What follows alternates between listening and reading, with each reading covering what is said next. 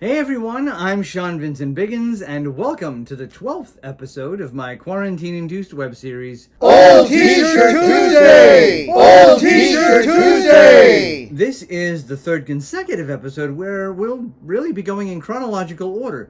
2 episodes ago, we talked about 1994. In the last episode, we talked about 1995, so today we will be talking about 1996. Well, in that 1994 episode, I mentioned my female friend in New York, whom I traveled with to Niagara Falls. About a year or so later, in the fall of 1995, she had decided that she'd finally had enough of New York and moved back to her home state of Virginia. Well, in the spring of 1996, she got cast in a play in her hometown, and I would be driving down from Massachusetts to see the show on opening night. Previously, I had gone down to New York to see her in her very first opening night in the city. The play was about Dracula, I believe. And also, she had also come up from New York City to see me in a play in Massachusetts, which I had mentioned in a previous episode. So it only seemed natural. And I also loved road trips and seeing new places, and I had never been as far south as Virginia before. I arrived there in the evening on like a Monday or a Tuesday, I think. The show would be opening that following Friday. So for those of you involved in theater, you know that would be considered Tech Week. For those of you not in the know, Tech Week is a bit of a grind. It's when all of the lighting and sound cues are figured out so you can put the finishing technical touches on the show before it opens. Tech Week starts with the tech rehearsal, or rehearsals, depending on how long your tech is going to take. For the actors, you feel more like a set piece or a prop than you do like a person, because you're basically just walking through the blocking. You're entering, you're exiting, you're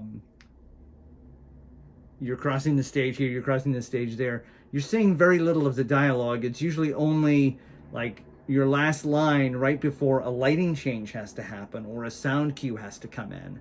And then once you get to that point, you have to figure out, as far as lighting goes, well, what is the lighting change going to be? What level do we need to set it at to make it look the best? It's a very long and drawn out process. I remember doing a show once that had so many lighting changes and sound cues that it took about 8 hours just to get through Act 1. And then typically once you've figured all that out, then you have a couple of dress rehearsals before the show opens. So the point is, I knew she would be very busy that week and not able to hang out very much. My plan was to explore the area with my camera. So on my very first full day there, I went to Colonial Williamsburg.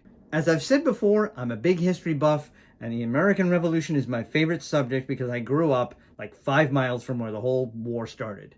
And even though it was raining a little bit, I didn't care. It was still a very fun place for me to explore. Well, when I returned to the house that evening, something unexpected came up. There were some personal issues going on with my friend, and without getting into any of those private details, it just seemed like it would be better for me to not be around, as my presence would have only added to the stress. So about 24 hours after I had arrived, I was back on the road. I wasn't necessarily happy about it, as I had driven all the way down there to see my friend in a play, and that was not going to happen now. But in life, we often have to make lemonade out of lemons, right? I was now free to explore an area I had never been to, even more than I had thought I was going to be able to. I headed towards Shenandoah National Park.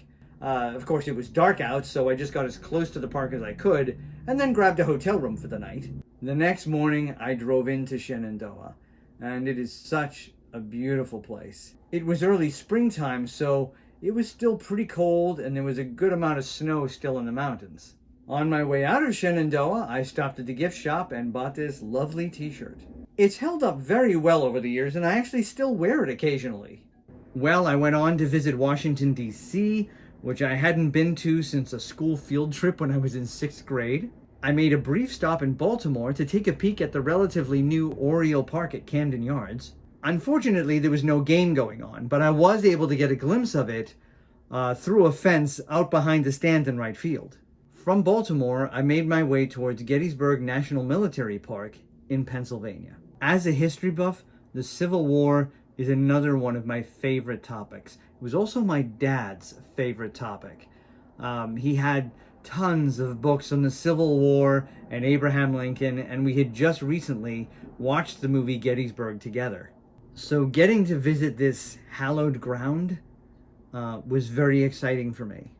The film, much of which was actually shot in the park, is a very accurate depiction of events. So it was all very fresh in my mind. There's a moment in the film when Colonel Joshua Chamberlain, commander of the 20th Maine Regiment, played wonderfully by Jeff Daniels, leads his men on a bayonet charge downhill at Little Round Top. They're out of ammunition after repelling attack after attack, and they can see the rebels starting to come up the hill again. It was a huge moment in the battle and the film as well. At one point, after explaining what the plan is to his company commanders, who are looking at him a bit stunned at what he's asking them to do,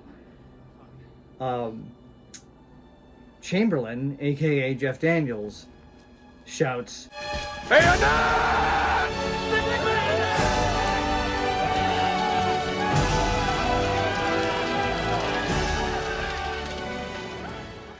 Dad would always say that this moment in the film gave him chills. It was his favorite moment in the film and mine. The charge takes the rebels completely by surprise. They are not expecting this at all, and it turns out to be a very successful attack, and other company commanders in other places on the battlefield who saw what they did were just completely stunned. And I believe Chamberlain actually got both a promotion and a medal for his actions at Gettysburg. It was really thrilling to be standing on the spot where that happened. And I remember at one point I walked out to an area of Little Round Top where you could see out over the entire battlefield. And I got emotional for a moment thinking about all the people, all the soldiers that had died there. I could just sort of picture the battle, which actually took place over 3 days. I could picture the battle in my head, and just, it was humbling. Well, on my way northward back to Massachusetts, I got to stop in Philadelphia and see the Liberty Bell and Independence Hall for the first time. Unfortunately, the furniture was all out being restored, so Independence Hall kind of looked like someone had just moved out. I also stopped by to visit a friend in the area before I headed home. In many ways, it actually turned out to be a better road trip than I had expected, because I got to explore so many new places that I probably wouldn't have had time for if things had gone the way that I'd planned. My friend in Virginia and I lost touch for several years, but thanks again to Facebook, we are good friends once again. Well, that's it for this episode. Thank you for watching, and I'll see you next time.